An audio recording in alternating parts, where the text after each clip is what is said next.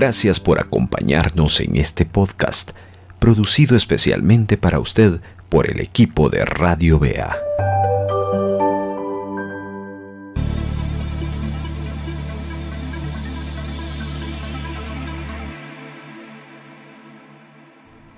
La vida de Martín Lutero. Años siguientes de la Dieta de Augsburgo.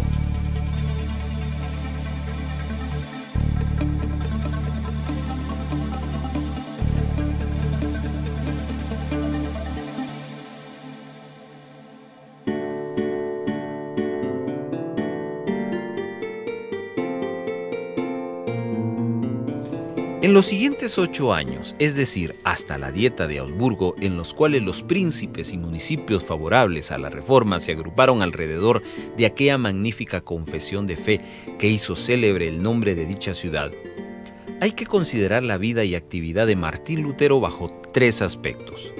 1. Su relación con los movimientos religiosos políticos cuyo jefe fue Tomás Münzer. 2. Sus disputas con otras personas, especialmente con los reformadores suizos. Y 3. Su continuo trabajo en la obra de la Reforma y en su ministerio. Este episodio fue muy triste. Fue la llamada Guerra de los Campesinos, de la cual se ha querido culpar a la Reforma, aunque sin razón, pues ya en el año de 1491, los campesinos se habían rebelado en los Países Bajos, en 1503 en la cercanía de Suiza, en 1513 y 1514 en el sur de Alemania y en el 1515 en Carintia y Hungría. Estas rebeliones fueron originadas en su mayor parte por las inauditas opresiones que sufrían los pobres labradores de parte de los príncipes nobles y clérigos, a lo cual se unía la agitación que la Reforma había llevado a todas las clases de la sociedad. Las nuevas doctrinas de libertad que Martín Lutero y sus amigos entendían espiritualmente, los campesinos las tomaron en un sentido político o carnal, según la expresión de Lutero, y los esfuerzos por reformar o renovar las condiciones actuales, en vez de ser dirigidos por hombres prudentes y sabios, fueron dirigidos por gente apasionada y malvada de una manera violenta y perversa.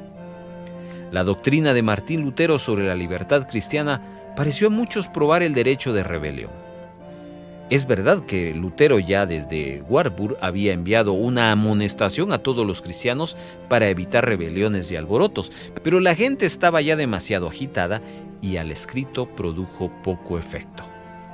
Los primeros alborotos tuvieron lugar entre los aldeanos suavos del lago de Constanza en el año de 1524, porque el abad de Rachnau le negó predicadores y protestantes. El fuego se comunicó pronto a otras partes de Suabia. Se trató de calmar los ánimos agitados, prometiendo varias concesiones, pero algunas veces los pactos hechos no se cumplieron. Los presos eran ejecutados y con esto se atizaba más y más la llama de la rebelión. En 1525 los aldeanos se sublevaron en masa en Suabia, Alsacia, Lorena hasta Turingia y en todo sur y centro de Alemania, tratando de hacer valer sus derechos legítimos o pretendidos por la fuerza, el pillaje y la matanza. Sus pretensiones principales eran libre elección de los predicadores, abolición completa de la servidumbre hereditaria y el diezmo, libre caza y pesca, disminución de los trabajos personales y de las multas y otros semejantes. Martín Lutero, a quien los aldeanos habían nombrado por árbitro, publicó una amonestación dirigida a los príncipes y señores, especialmente a los obecados, obispos, curas y frailes, recordándoles que toda su rabia era impotente por acabar con el evangelio y que la tiranía de ellos era lo que había provocado la revuelta. Con no menor dureza, habló después a los labradores, diciéndoles de la siguiente manera: ¿sabéis cómo he logrado yo que mi predicación haya tenido tanto éxito cuanto más el Papa y el diablo se han enfurecido? Nunca saqué la espada, nunca quise venganza, no hice alborotos ni revueltas. Al contrario, defendí cuanto podía el poder y respeto a la autoridad humana, aun a la que me perseguía a mí mismo y al Evangelio. Toda la causa la puse en las manos de Dios y me confié siempre resueltamente en sus brazos. Ahora vosotros me turbáis Queréis prestáis socorro al Evangelio y no sabéis que así le perjudicáis y oprimís terriblemente. Por esto vuelvo a deciros, yo abandono vuestra causa por buena y justa que sea. El cristiano no puede consentir tales empresas, sino desuaridos cuanto pueda, tanto de la palabra como por escrito, mientras palpite una sola vena en su cuerpo, porque los cristianos no pelean con la espada, sino con la cruz y la paciencia, como Jesucristo, que no llevó espada, sino que murió crucificado. De la misma manera, Melanchthon se declaró desde el principio contra los campesinos, aunque también amonestó a los príncipes y nobles. Ambos reformadores deseaban un arreglo pacífico, pero no lo consiguieron. De un lado, la autoridad no procedía con sinceridad y de otro, los campesinos se enfurecían más y más con su fanatismo. El más ilustrado, pero a la vez más furioso de todos ellos, era Thomas Müntzer. Antes había estado en Wittenberg y reprendido severamente por Lutero. Le aborrecía de corazón. Hecho más tarde predicador en el pueblo de Turingia, se gloriaba de tener el Espíritu Santo y de haber recibido mandato divino de predicar por todo el mundo. Combatía un tiempo al Papa y a Lutero. Expulsado de ahí por su insensata agitación, se fue a München y encendió desde ahí la revolución en toda Turingia. Conmovido por las crueldades cometidas por los revoltosos, lanzó a Lutero otro folleto contra los campesinos, salteadores y asesinos, aconsejando a los príncipes que lo matasen como perros rabiosos. Estos no guardaron más, y un 15 de mayo de 1525, los príncipes de Sajonia y su bando de unos 8,000 hombres batieron a Müntzer y le derrotaron enteramente. Müntzer fue acogido y ejecutado junto con sus ayudantes, y como esta así las demás revueltas fueron ahogadas en sangre, Martín Lutero y sus amigos habían manifestado muy claramente que no tenían ninguna comunión interior ni exterior con los rebeldes.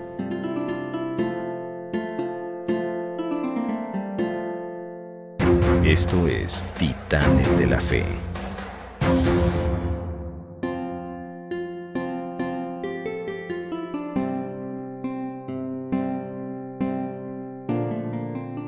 Mientras Lutero luchaba, así en la política, no tuvo tampoco punto de reposo en la controversia doctrinal. Nuevos adversarios le salieron al encuentro. El ataque del Papa y sus secuaces no le extrañó, pero no había esperado nunca tener que vérselas con un rey. Enrique VIII de Inglaterra, habiendo compilado de libros viejos un nuevo, ofreció al mundo la defensa de los 7 sacramentos contra Martín Lutero. Por Enrique VIII, rey invisible de Inglaterra y Francia, señor de Irlanda. Plagado de errores e invectivas contra Lutero, hablaba de un modo tan insolente que debía replicársele, y Lutero lo hizo con un escrito tan enérgico que asustó a los mismos amigos de Lutero. Aniquila una afirmación tras otra y combate las opiniones de los padres y doctores de la Iglesia con invencibles textos de la Biblia. Verdad es que la vehemencia e invectivas con que Lutero contesta a las del rey no concuerdan con el espíritu manso de Jesucristo, pero Lutero era hombre y tenía sus defectos. Mas todo el mundo comprendió que el rey no tanto intentaba defender al catolicismo como adquirir parte del Papa el título de defensor fidei como los reyes de Francia y España. Esto lo consiguió, pero no ganó la victoria contra Lutero, pues se vio precisado a retirarse de la arena.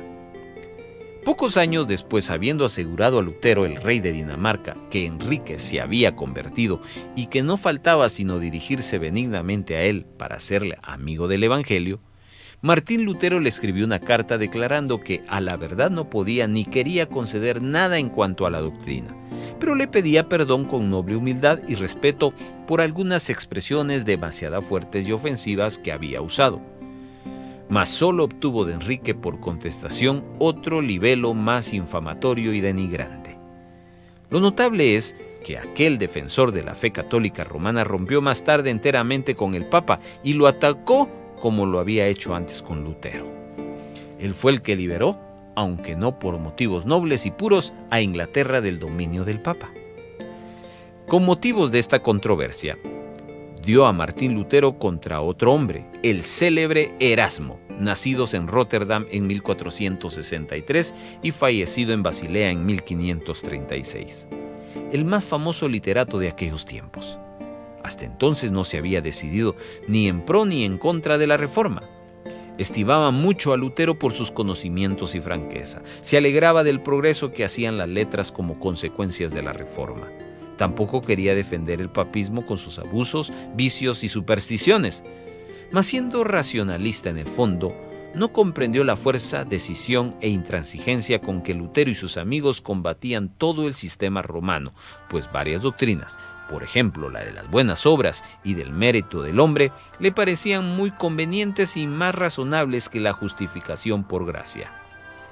Era el tipo de los que abundaban entonces como abundan hoy en día, enemigos del papismo, mas amigos del evangelio.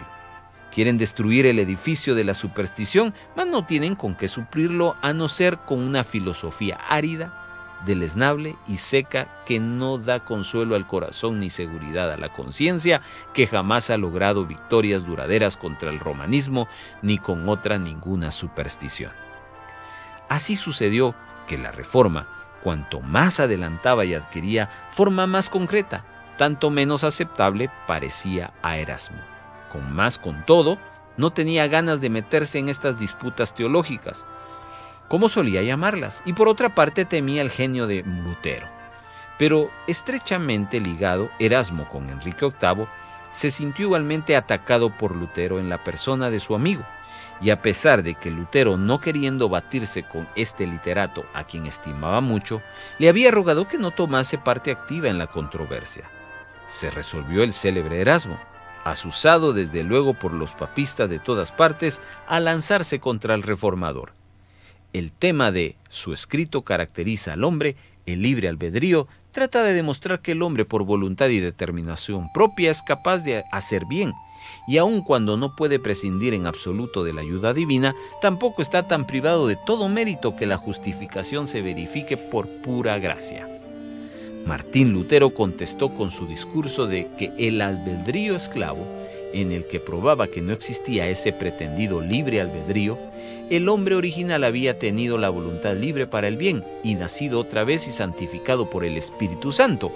Volvía a tenerla, mas desde la caída de Adán, el hombre natural era esclavo del pecado, y cualquiera que creyese poder hacer lo más mínimo para su salvación por sí mismo y confiase no en la gracia de Dios sino en sí mismo, no podía alcanzar la salvación. Mucho más importante que las mencionadas controversias fue la sostenida sobre la Cena del Señor. Lutero ya antes había tenido grandes dudas acerca de la doctrina de la transubstanciación de la Santa Cena. Sabido es que la Iglesia romana pretende que el pan y el vino se convierta real y esencialmente en cuerpo y sangre de Jesucristo por las palabras de la institución pronunciadas por el sacerdote sobre los elementos, quedando solo la forma, los accidentes del pan y el vino, es decir, lo que entra por los sentidos pero de ninguna manera el pan y el vino mismo. Consecuencia forzosa de esto era que siendo el sacramento material y esencialmente cuerpo y sangre de Cristo, debía adorársele. También que bastaba dar a los legos comulgantes solo una especie de sacramento, el pan, puesto que en el cuerpo ya está contenida la sangre. Solo los sacerdotes debían recibir también la otra especie, el cáliz, mas la supresión del cáliz pugna manifestantemente con la institución de Cristo, cuando dijo expresadamente: bebed de él todos. Siga las temporadas 1 y 2 de Titanes de la Fe en el canal de YouTube de Radio Vea. Radio Vea en YouTube lo encuentra como Radio Vea. Y disfrute Preso en Irán, temporada 1, y La vida de Mary Slessor, temporada 2, en YouTube. Radio Vea, vamos por más. Sigamos escuchando más hechos de la vida real de los Titanes de la Fe. La vida de Martín Lutero.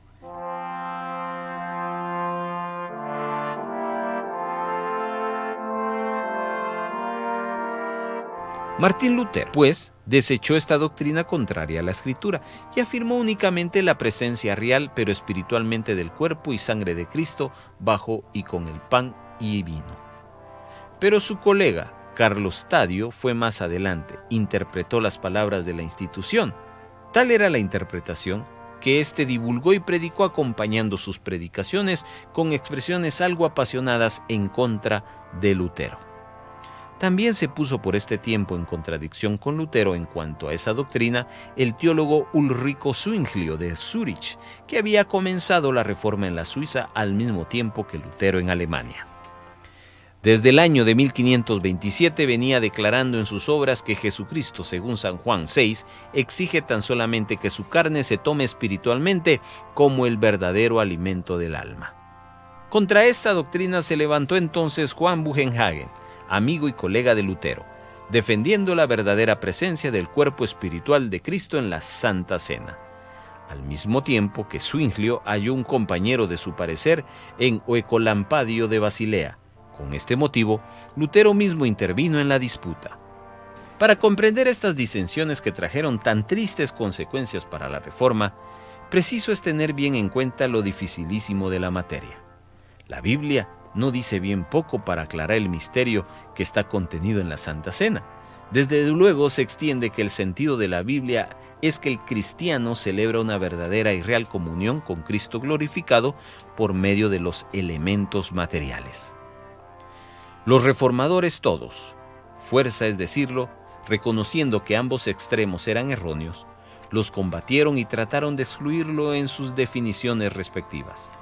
Mas Lutero, impresionado fuertemente por los recientes combates con aquellos fanáticos y presintiendo los graves peligros, en aquel espiritualismo traería a la Iglesia, se esforzó en combatirlos, defendiendo la presencia espiritual de Cristo en la Santa Cena de la manera más positiva que era posible. Al contrario, Carlo Tadio, Zwinglio y sus amigos, temiendo que se retrocediera a la idolatría romana, procuraron apartar de sus definiciones respectivas todo cuanto pudiera dar pie a una inteligencia material, partiendo así unos y otros de un mismo fundamento, pero con puntos de vista divergentes, llegaron también a definiciones distintas. Mas por desgracia, sucedió aquí lo que tantas veces hay que deplorar entre cristianos. La pasión se mezcló en la controversia y agravó la disensión. Se lanzaron folletos de ambas partes contra escarnecimiento poco cristiano. Por fin se propuso celebrar una controversia que pusiese fin a las diversidades de parecer, esclareciendo perfectamente el asunto. El conde Felipe de Hesse, reconociendo la gran importancia de la acción unida y fraternal de todos los reformadores de Sajonia y de la Suiza, convocó en 1529 a ambas partes en Marburg para que viniese un acuerdo después de discutirlo concienzudamente. Felipe había dispuesto que primero disputasen Lutero y Oecolampadio y después Zwinglio con Melanchthon separadamente, porque temía que si los dos espíritus vehementes, Lutero y Zwinglio, luchaban frente a frente, frustrarían toda inteligencia. Después se tuvo la disputa pública por 3 días enteros, asistiendo ahí el conde Felipe, el duque Ulrico de Württemberg y sus consejeros con muchos otros doctores y catedráticos. Todos los argumentos en pro y en contra, empleados ya en los folletos, se reprodujeron de nuevo. Resultado de esto, los reformadores redactaron 14 artículos, firmándose 13 de estos con completa conformidad de ambas partes sobre la demás doctrina de la fe. Al artículo 14, sobre la Santa Cena, añadieron: no habiendo llegado a un acuerdo sobre si el verdadero cuerpo y sangre de Jesucristo está contenido en el pan y vino, sin embargo los unos deben mirar a los otros con amor cristiano en cuanto a la conciencia de cada uno lo permita, y en ambas partes suplicar a Dios asiduamente que Él mismo por su Espíritu Santo nos confirme en la recta inteligente de tales palabras. Ojalá que se hubiese puesto en práctica este convenio. Reinando el amor fraternal y sosteniendo con fuerza comunes y unidas los 13 artículos convenidos, o sea, el resumen de la doctrina cristiana evangélica, ciertamente el 14º no debía haber producido escisión. Pero por desgracia, este convenio no fue sino una paz aparente. En la Confesión de Augsburgo y otras, la doctrina de Lutero acerca de la Santa Cena se pronunció clara y explícitamente, mientras que los reformados en la Confesión Helvética y otras proclamaron la presencia solamente espiritual de Cristo, estando y permaneciendo su cuerpo en los cielos, de modo que la Santa Cena era solo una conmemoración de su muerte. Más tarde, la lucha se hizo más y más escarnizada, hasta declararse una ruptura entre luteranos y reformados, que ha sido una gran remora para los progresos de la Reforma en muchos países.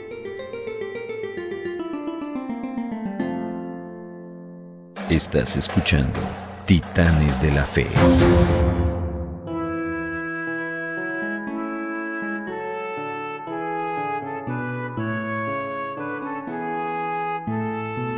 Por lo demás, Lutero mismo, a pesar de insistir sin vacilar en sus opiniones, siempre permaneció muy modesto en cuanto a sí mismo.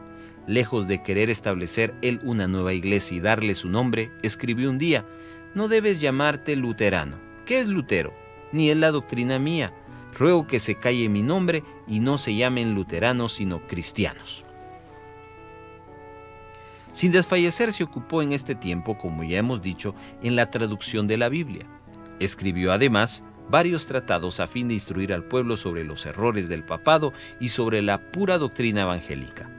En 1527 dio al pueblo alemán el primer himnario, titulándolo Primera colección de canciones espirituales y salmos. La mayor parte de estos himnos son aún hoy en día muy conocidos y amados en Alemania. Muchos de ellos han sido traducidos a otras lenguas.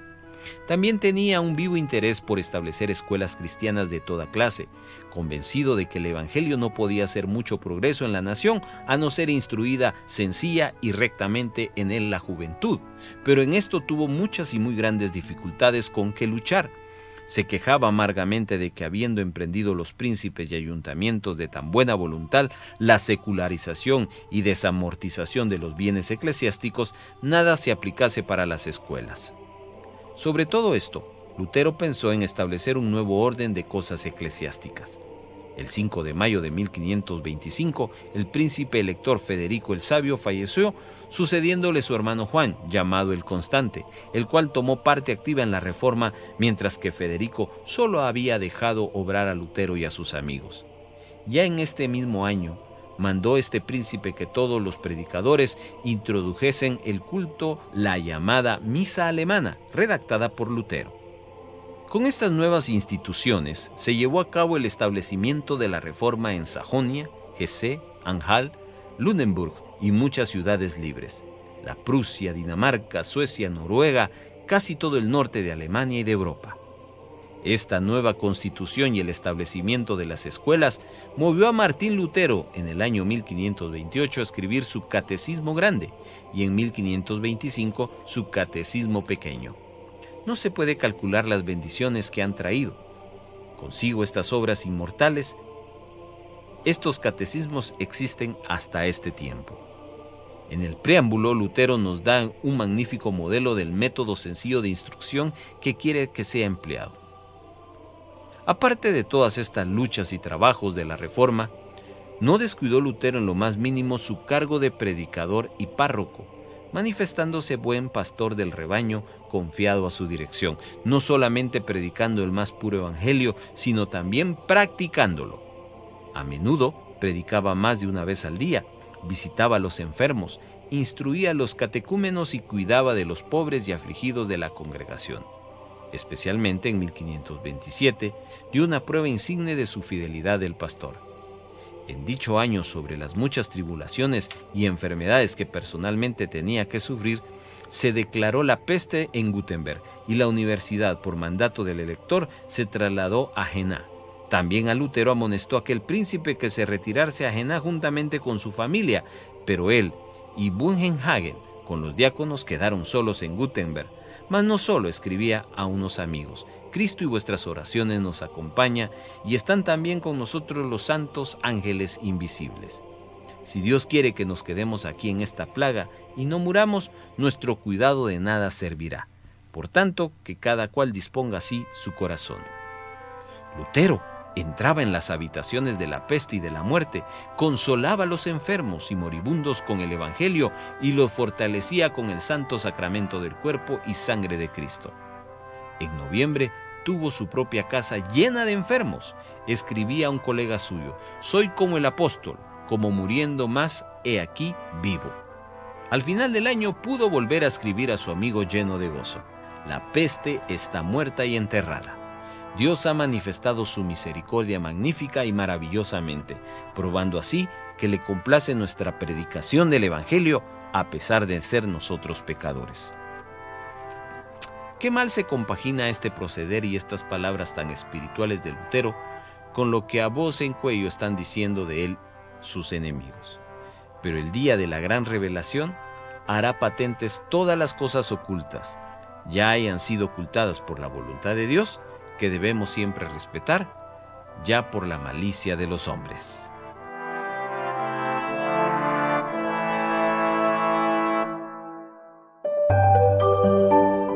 Voz Evangélica de América, Radio Vea.